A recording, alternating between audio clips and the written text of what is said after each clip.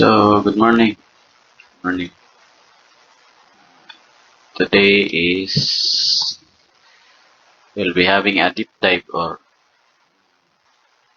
we'll discuss about tamad strategy.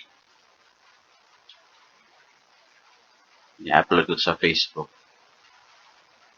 Strategy. Since marami pa rin yung nagtatanong about sa tamad strat, so gagawin ko na lang video para at least titingnan nyo na lang sa Facebook page ko, sa account ko mismo.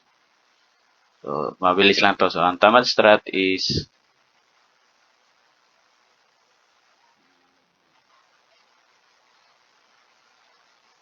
para lang siyang color coding na strategy.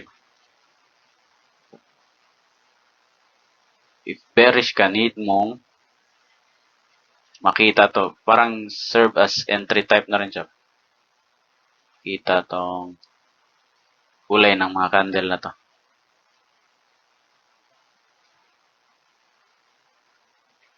Green, red, tapos green.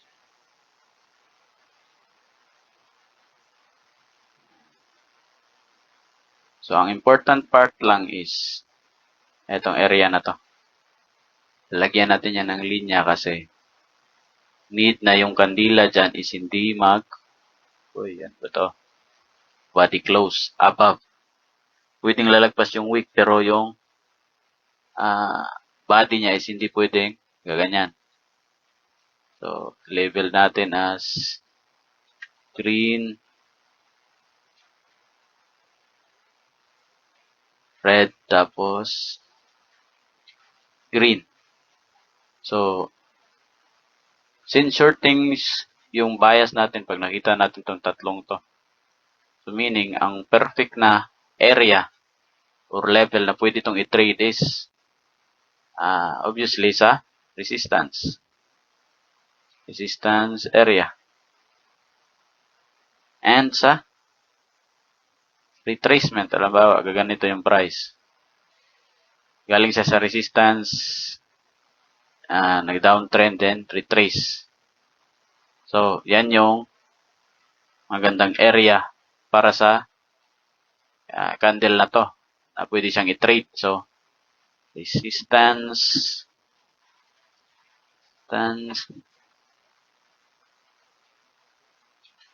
and retracement o retest. Pwede rin retest.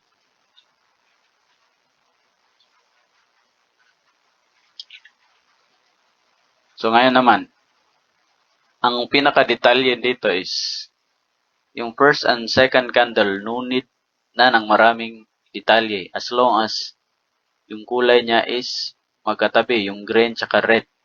So, hindi ibig sabihin na dapat ba yung first candle is mahaba? Dapat ba yung second candle is mahaba? Basta ang sinasabi ko lang na magkatabi ang kulay nila. Green, red, green, tapos tama ang zone. Then, etong third candle dito yung maraming detail. Tanda na, ang first and second candle is just the color of the candle mismo. I need mong identify. So, regardless kung sino yung mas mahaba, sino yung mas maliit sa dalawang yan. So, dito sa third candle, dito ka focus. So, focus ka dito na linya. Kasi, yan ay importante. So, dapat itong third candle, magkasing kulay sa first, then hindi siya lalagpas dito. Ito lang siya magko-close. So, dito yan magko-close. So, dito yung entry mo, then stop loss mo kung sino yung pinakamataas sa tatlong to. Diyan may ilalagay yung stop loss mo. Then, ang TP mo is fixed. It's either 1:2 or 1:3. Depende. Pero ang pinaka-minimal or minimum na kinukuha niya in terms of TP is 1:2. Lagyan natin yan ng 1:3. Hindi ibig sabihin na 1:3, 1:3 lang. Pwede pa rin yung lalagpas. So, vice versa lang din sa tawag nito. Vice versa sa bullish scenario is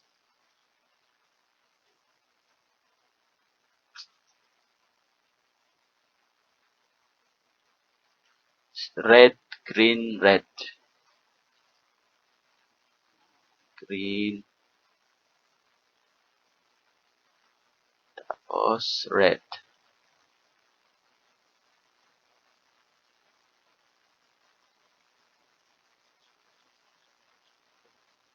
Yan.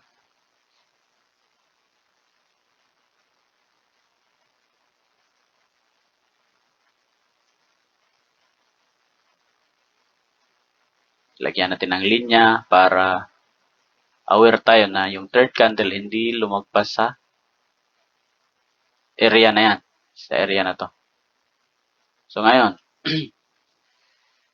in terms naman sa bullish scenario, saan siya magandang i-trade? Or saan zone siya magandang i-trade?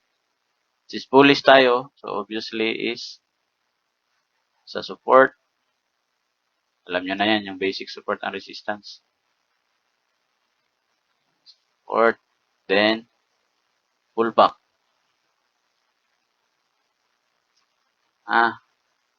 Support and pullback. Sige, lagyan natin ng label. Ano? Support pala to. Okay, pullback. So, same pa rin. Since etong third candle is magkasing kulay ng first, then hindi siya nagpa-declose, and magkatabi yan, lalagyan muna natin ng label. Red, green, saka red. Yan. And then, saan niya magko-close yung third candle? Dito sa low. So, ulitin ko. Kung saan yung pinakamataas na wick or pinakamababa na wick, doon mo ilalagay yung SL. Yan. Then, 1:3 or 1:2. Yan lang muna. Sanayin nyo muna to sa para magiging sistema nyo. Drag. So, in terms naman sa time frame, sinasuggest ko is pinaka-minimum nito na time frame is 15. Then 1 hour, then 4 hours.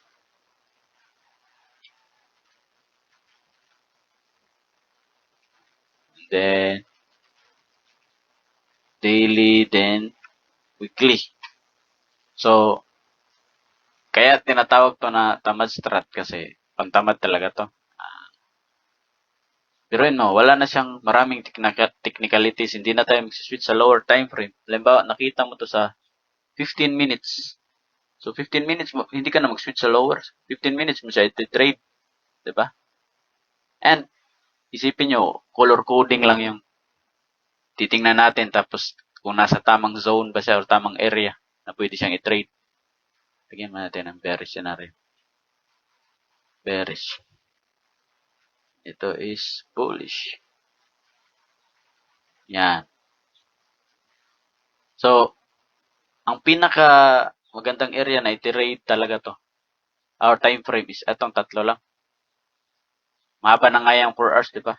So, kapag nakita mo to sa daily tsaka weekly, ito, daily tsaka weekly, gawin mo na lang siyang bias. Kasi, kung iti-trade mo yan sa daily tsaka weekly, tapos ang RR is 1:2 lang, lugi ka, di ba? Kaya lang, ano pa yung antayin mo. So, if makita mo sa daily and weekly, gawin mong bias. Then, hanap ka ng long setup. For example, nakita mo to 3 days na ganito. Hanap ka na lang ng long setup sa lower time frame. So, dito 1:3 pa rin.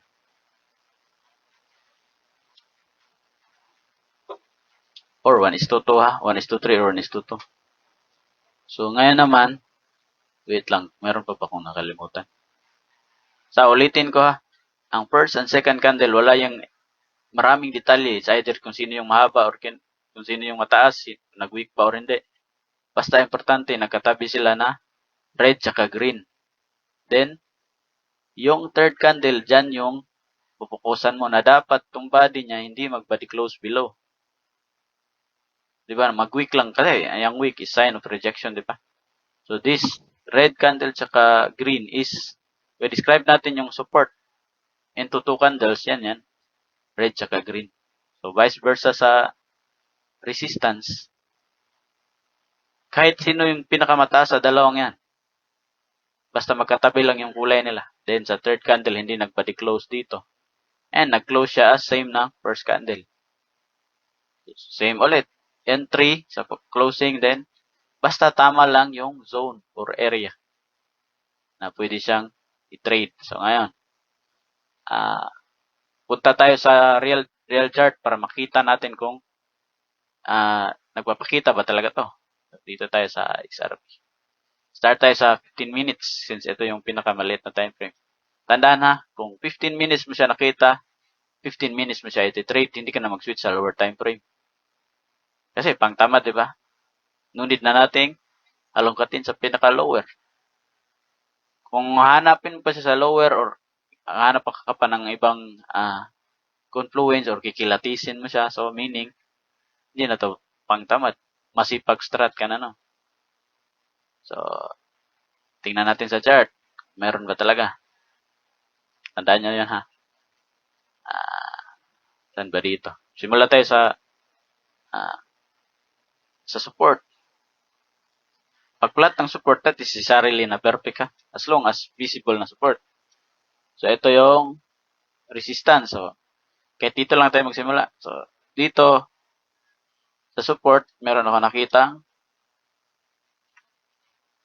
red, green, red. Itong third candle, hindi nag-body close dito.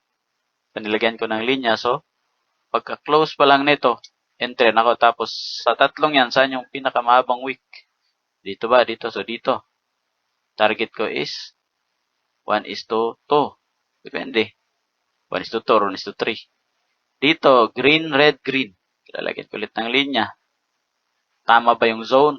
Tama kasi pwedeng gawin ko tong resistance, then, or galing siya sa taas, retrace. Diba? So, ngayon, nakita na natin na green, red, green. Ano yung magiging bias natin? Bearish, diba? Then, stop loss is kung sino yung pinakamahaba sa tatlong candle na yan. Pinakahabang wick. Then, target 1:2 or 1:3. Kayo nang bahalang maghanap ng template if ever na master nyo na ito pa kung paano nyo i-maximize yung RR niya. So, tumaas, pullback, wala. Tumaas, hindi to pwede kasi green, red, red. So, dapat green, red, green. Then, from rally na to, up, pullback. Ano yung iniwan niya? Red, green, red. Etong third candle, hindi nag-body close. Tapos, tama ang zone kasi kapag bullish, nasa support and or sa pullback. So, dito, entry na. Stop loss dito. Then, 1:3 or 1:2. Diba? Umangat. Nag-pullback, walang binigay. Umangat ulit. Nag-create ng resistance. Dito na area. Resistance. Stop sa resistance. Ano yung nakita mo? Ito. Green, red, green. Entry ko dito. Stop loss dito. 1:3 or 1:2. Ganyan lang siya kasimple. Pwede nga 1:5. Depende sa'yo kung paano mo siya ikakatch ng higher RR. So, up. Create ng resistance. Pullback. Dito sa current price. Wala siyang binigay. So on and so forth, marami niyang ibibigay na setup. Dito ulit tayo. Madali lang to kasi tapos na yung chart. Pero kayo mismo yung mag-confirm if nagpapakita ba talaga siya sa chart. So, guide lang to. Huwag kayong maniwala sa sinasabi ko. Pero, maniwala kayo na kaya niyang i-confirm sa chart. Saka na kayo maniwala if ma-confirm nyo ba. So, uptrend, pullback. Sa uptrend na to, meron siyang binigay pero na SL. So, ano yung gagawin nyo kapag na-SL kayo? Wala, di ba? Kasi nga, pang tamad strato, sayang yung oras nyo kakareact. Tamad kayo, di ba? Di ba? Ito, SL sana yan. Na-SL yan. Very sana tayo, pero umisa pa. Nag-sweep. Double sweep. So, although na SL tayo dito, pero ang bias niya ay same pa rin. So, ulit. Up, pullback. Nagbigay siya ng another setup. Green, red, green. Ano? Red, green, red. Meaning bullish. Bakit? Tama ang zone. Galing siya sa rally din, nag-pullback. Or pwede rin to i-consider as support, di ba? Yan, 1 to 3. Dito umangat, bumaba, umangat. Eto. Downtrend, retrace. Ano to? Di ba? Green, red, green. So, bearish na ako. Yan. 1 to 3. Ganyan lang siya kasimple. So, sa 15 minutes to ha, napakarami ng setup. So, ngayon naman sa 1 hour. Try natin sa 1 hour. Meron ba siyang setup sa 1 hour? Oh, ayan. Yang resistance na yan. Ano yan? Diba? Or, sabihin na lang natin, downtrend din pullback. Na retrace. Meron pa rin, diba? Sa 1 hour. Green, red, green. Entry dito, kung sino yung pinakamataas, doon mo ilagay yung SL. Ano ulit? Hindi ito ulit. Ano to? Area na to. Resistance, di ba? Oh, green, red, green. Pasok, loningning. Then, stop loss dito. Then, 1 is to 3 or 1 is to 2. Ganyan lang siya kasimple. So, dito, up, pullback. Meron ulit. Red, green, red. So, bullish. Kasi galing sa uptrend din, nag-pullback. Yan yung zone na sinasabi ko. Then, 1 is to 3 or 1 is to 4. So, I guess clear naman yung pag-explain siguro. Ulit-ulitin nyo lang yung video para until maintindihan nyo pa. So, ang pinaka-key point talaga nito is itong third candle na hindi siya mag-body close dito. And tama ba yung zone natin? Tama ba yung zone or area before mo siya i-trigger into a trade? Before mo siya i-enter ba? Nasa resistance ba? Or nasa retracement? Nasa support ba? Or nasa pullback? So, I guess, ano na siguro, clear yung pagka-explain and sa real chart. So, confirm nyo lang sa chart kung nakikita nyo. And that's it for today's video. I-upload, paki-like na lang or panoorin palit-ulit dun sa Facebook page ko. Sige, salamat.